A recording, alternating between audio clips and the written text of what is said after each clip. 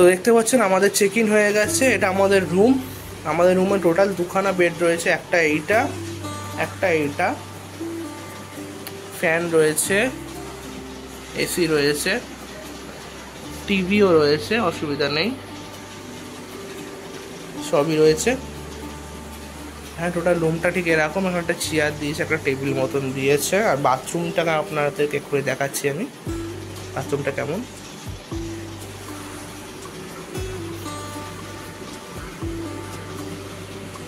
তো দেখতে পাচ্ছেন এখানে একটা আয়না রয়েছে, এটা দেখাতে আপনাদের ভুলে গেছিলাম। এখানে সুইচ বোর্ডস গুলো সব রয়েছে। এটা হলো আয়না। এখানে সব লাইট ফাইট সব রয়েছে, পাখা রয়েছে। এখানে পর্দা দেওয়া সব জানলা রয়েছে, শাটার জানলা। এগুলোকে স্লাইডিং উইন্ডো বলা হয়। আর এটা হলো বাথরুমটা। এখানে কামাট রয়েছে, শাওয়ার রয়েছে, কল রয়েছে,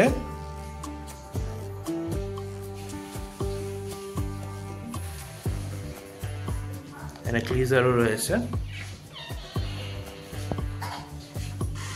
সব মিলে হোটেলের এক্সপিরিয়েন্স আমাদের খুবই ভালো। আর আপনারা যারা তারাপীঠে আসবেন তারা অবশ্যই মাথায় রাখবেন যে সমস্ত লোকগুলো বাইরে এরকম দাঁড়িয়ে থাকে না, ওই সমস্ত সময় হোটেল দেওয়ার জন্য ওই সমস্ত লোকগুলো থেকে একটু দূরে থাকবেন। যারা আগে এসেছেন তারা হয়তো জেনে থাকবেন, কিন্তু যারা প্রথমবার আসবেন তারা অবশ্যই ওই সমস্ত লোকগুলো থেকে একটু দূরে থাকবেন। একটু ভেতর দিকে এসে নিজেরা একটু হোটেল খোঁজার চেষ্টা করবেন, পেয়ে যাবেন ভালো হোটেল। তো দেখতে পাচ্ছেন আমাদের রুমের বাইরে একটা খুব সুন্দর ব্যালকনি রয়েছে এবং একটা সুন্দর বারান্দা রয়েছে, এবং সেই ব্যালকনি দিয়ে বাইরেটা খুব সুন্দর দেখা যায়।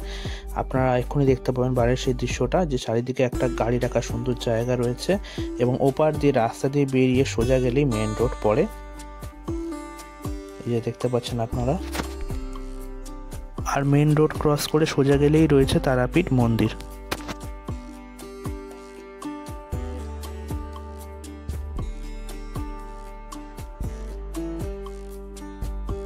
তারপর সন্ধেবেলা হোটেলে চেক ইন করার পরে আমরা সবাই বাইরে বেরিয়ে একটু চা খেয়ে নিলাম, এবং চা খাওয়ার পরে মন্দিরে যাওয়ার পথে যে রাস্তাটি রয়েছে সেই রাস্তার সামনে প্রচুর বড় একটা মার্কেট রয়েছে, যেখানে নানা ধরনের দোকান বসে, এবং সেই দোকানগুলো আমরা ঘুরে দেখলাম এবং বেশ কিছু জিনিসপত্র আমরা কিনে নিলাম। সেটি আপনাদের সঙ্গে এই মুহূর্তে আমি শেয়ার করছি।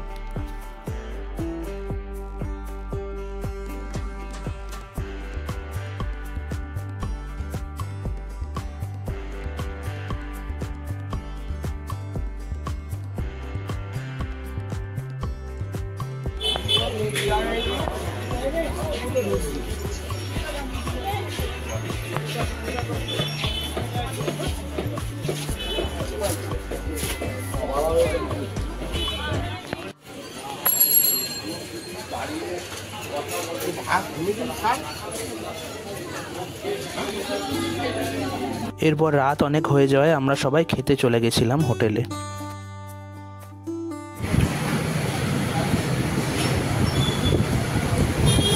প্রায় রাত্রি 8টা বাজে। তারাপীঠে আমাদের প্রথম দিন, আমরা খেতে চলে এসেছি নিরামিষ খাবার। ভাত, আলু পোস্ত, আলু ভাজা, পটল আলু তরকারি, ডাল, এগুলো রাত্রে খাওয়ার মেনু।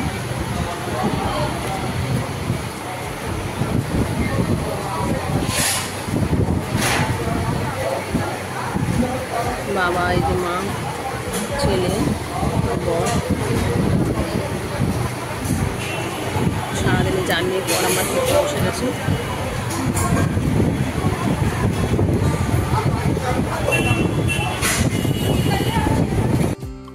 পরের দিন সকালবেলা প্রথমেই আমরা চলে গিয়েছিলাম তারাপীঠ মন্দিরে পুজো দেওয়ার উদ্দেশ্যে। দেখতে পাচ্ছেন আমরা চলে যাচ্ছি, তখন ভোর প্রায় 5টা বাজে, এবং হোটেল থেকে একটি ছেলে আমাদের সঙ্গে গিয়েছিল আমাদেরকে দেখিয়ে দেওয়ার জন্য, এবং তাদের পরিচিত একটি দোকানে আমাদেরকে সে নিয়ে গিয়েছিল।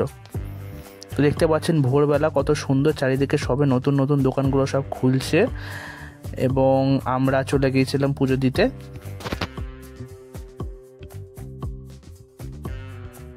এই যে দেখতে পাচ্ছেন আমি পুজোর ডালা নিয়ে দাঁড়িয়ে আছি, এবং আমার মা এই ভিডিওটি করছে। এবং এরপর আমরা চলে গেছিলাম মন্দিরের ভেতরে পুজো দেওয়ার উদ্দেশ্যে। এবারে আমরা লাইন দিয়ে পুজো দিইনি, আমরা নর্মালি বাইরে থেকে পুজো দিয়েছিলাম।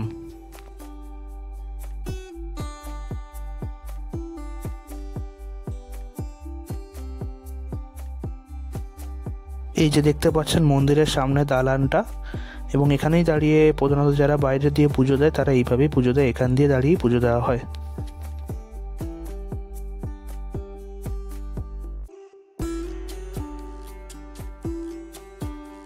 এখানে দেখতে পাচ্ছেন আমরা সবাই মিলে ফটো তুলছিলাম দাঁড়িয়ে। এবং এটি হলো তারাপীঠের ভৈরব যিনি, অর্থাৎ বামদেবের মন্দিরের চূড়া। পুজো দেওয়ার পরে মন্দির থেকে বেরিয়ে এসে কিছুটা দূরেই আমরা একটা দোকান থেকে চা খেয়ে নিয়েছিলাম, এবং সেখানে খুব সুন্দর মাটির ভাঁড়ে এবং মাটির হাঁড়িতে চা বানাচ্ছিল, এবং চায়ের টেস্ট ছিল খুবই সুন্দর। এবং চা খাওয়ার পরে আমাদের খুব খিদে পেয়ে গিয়েছিল, তাই আমরা সেখানেরই একটি দোকান থেকে পরোটা এবং আলুর দম খেয়েছিলাম সকালের ব্রেকফাস্টে।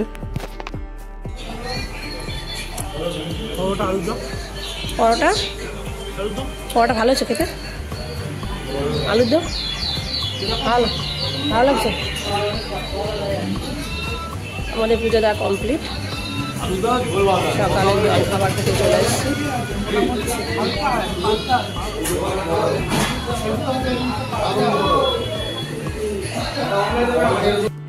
তারপর একটু বেলা হতেই আমরা একটি টোটো বুক করে চলে গিয়েছিলাম বামদেবের বাড়ি দর্শন করতে আটলাতে।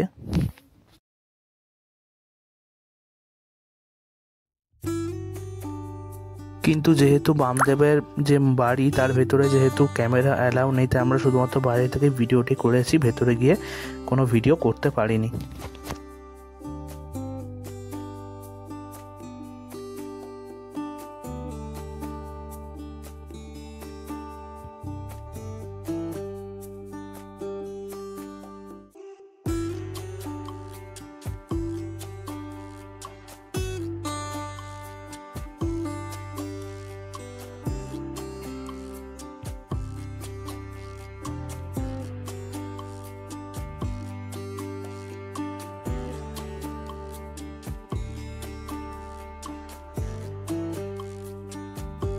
তারপর রাস্তাতেই একটি সুন্দর মন্দির পড়ে, সেই মন্দিরটি আমরা দর্শন করেছিলাম।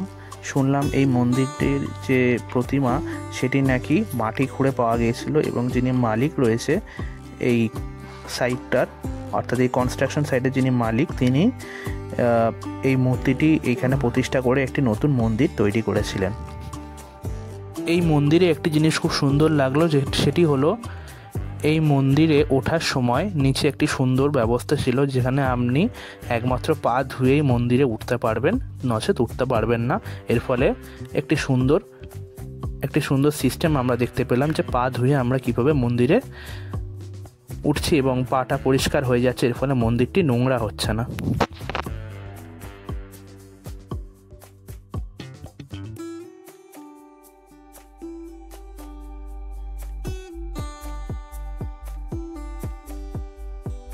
এই যে দেখতে পাচ্ছেন পুরো মন্দিরটি, এবং এরপর আমরা পুরো মন্দিরটি ঘুরে দেখলাম, এবং সেটি আমি আপনাদের সঙ্গে এই মুহূর্তে শেয়ার করছি।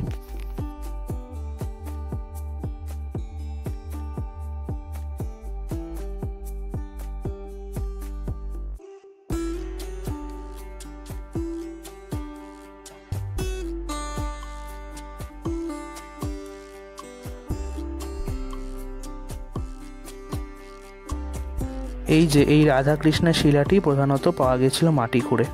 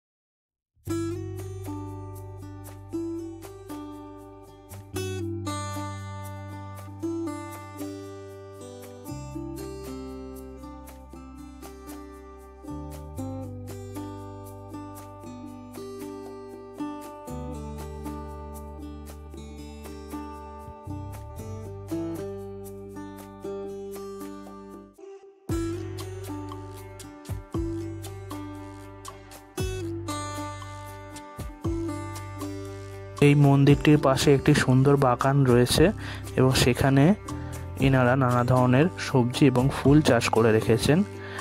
এখানে পাশেই রয়েছে একটি ফ্ল্যাট এবং সেই ফ্ল্যাটে যিনি কনস্ট্রাকশনের মালিক অর্থাৎ যিনি ফ্ল্যাটটি তৈরি করেছেন তিনি প্রধানত এই মন্দিরটি তৈরি করিয়েছিলেন এই মূর্তিগুলি পাওয়ার পর।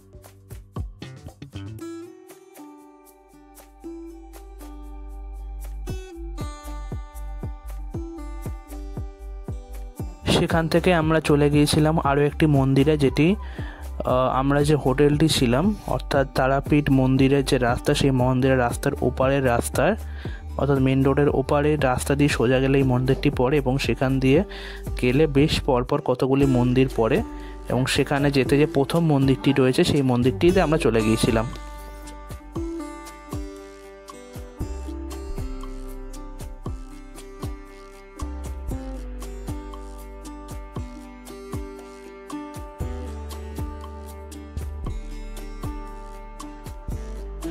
এই মন্দিরের চারপাশেও এনারা নানা ধরনের গাছ চাষ করে রেখেছেন এবং এখানে একটি সুন্দর পাথরের পাহাড়ের চূড়া মতন করা রয়েছে যেখানে একটি মহাদেবের মন্দির রয়েছে এবং একটি নন্দী মূর্তি রয়েছে।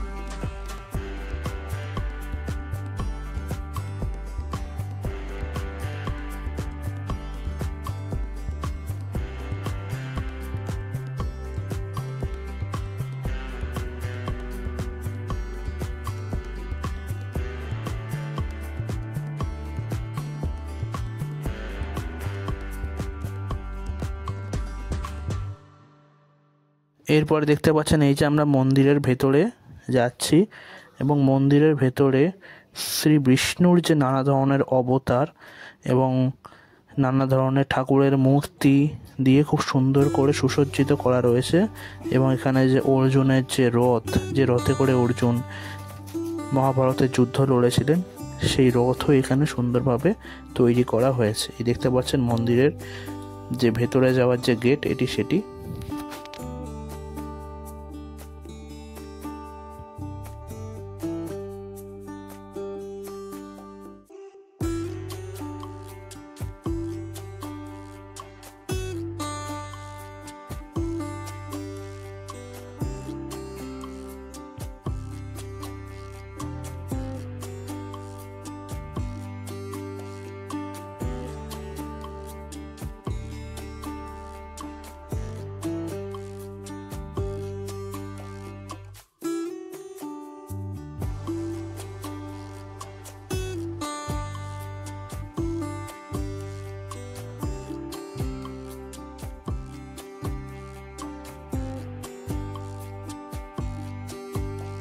এই যে দেখতে পাচ্ছেন এখানে যে ছবিটি রয়েছে সেটি হলো ভারত সেবা আশ্রমে যিনি প্রতিষ্ঠাতা তার সমাধিস্থল। এটি রয়েছে বাংলাদেশের বাজিতপুর এলাকায়।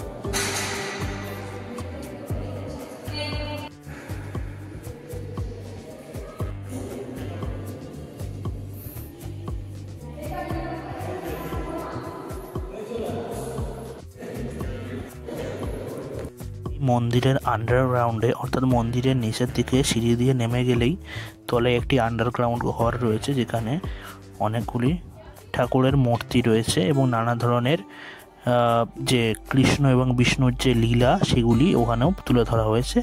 এই হলো সেই মূর্তিগুলি এবং সেই দৃশ্যগুলি। এই যে দেখতে পাচ্ছেন আপনারা, আমরা এই মন্দির থেকে বেরিয়ে যাচ্ছি এবং এই মন্দির থেকে কিছুটা হেঁটে গেলেই রয়েছে শ্রী গুরুচাঁদ অর্থাৎ ছোট বাবার আশ্রম। সেই স্থানটি মুন্ডমালিনী তলা নামেও পরিচিত।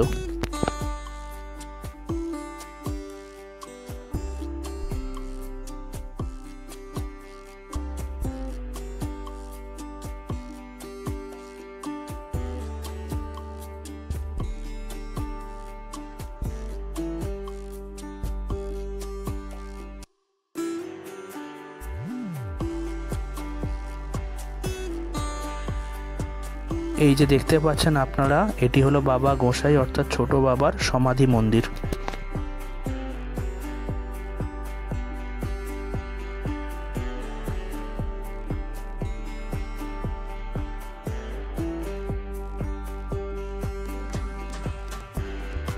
আর এটি হলো মুন্ডমালিনী তলার গঙ্গার ঘাট, যেটি এখন সুন্দরভাবে বাঁধানো হয়েছে এবং এর পাশেই রয়েছে আদি শ্মশান, যেখানে বাবা গোসাই অর্থাৎ ছোট বাবা সাধনা করতেন এবং সামনে রয়েছে একটি সুন্দর কালী মন্দির।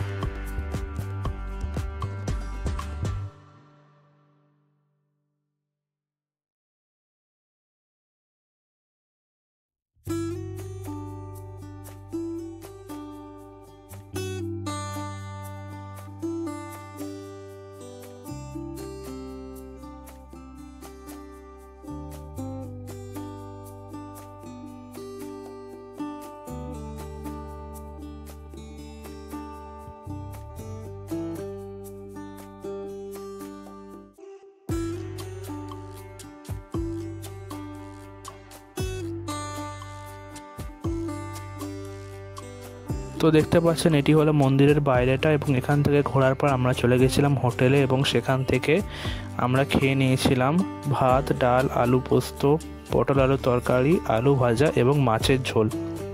এবং খাওয়া দাওয়ার পরে আমরা চলে গিয়েছিলাম আমাদের থাকার যে হোটেল সেখানে এবং বিকেলবেলা আমরা বেশ কিছু আরও সাইট সিন ঘুরে দেখেছিলাম তারাপীঠের। তো সেগুলো দেখার জন্য আপনাদেরকে চোখ রাখতে হবে আমাদের চ্যানেলে।